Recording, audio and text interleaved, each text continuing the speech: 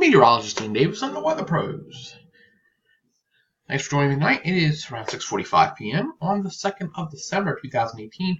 Currently what we're seeing on this synopsis is some rain down here in North Carolina and South Carolina, a little bit of snow north of the area of Chicago. Nothing really going to accumulate there.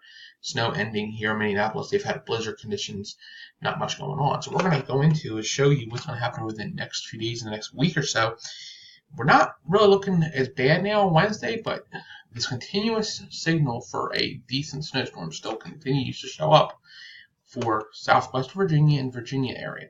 And I'll show you this on the GFS. I see not much goes on here. By Wednesday, we may see some scattered flurries. Some light snow may be come across the area.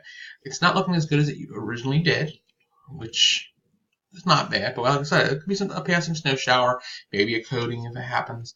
Then we're watching what comes to the west. We had Friday, a little bit of a disturbance moves through.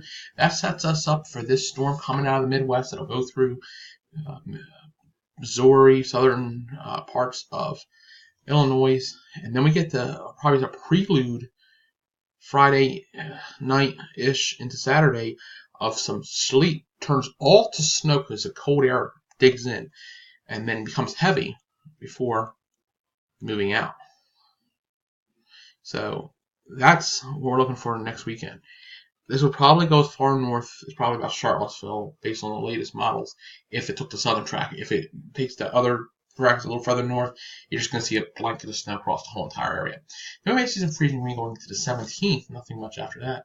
Another low pressure sets up on the Gulf Coast the 18th. Usually with cold air punching in behind that likely will become a snowmaker for the 19th and 20th of the month.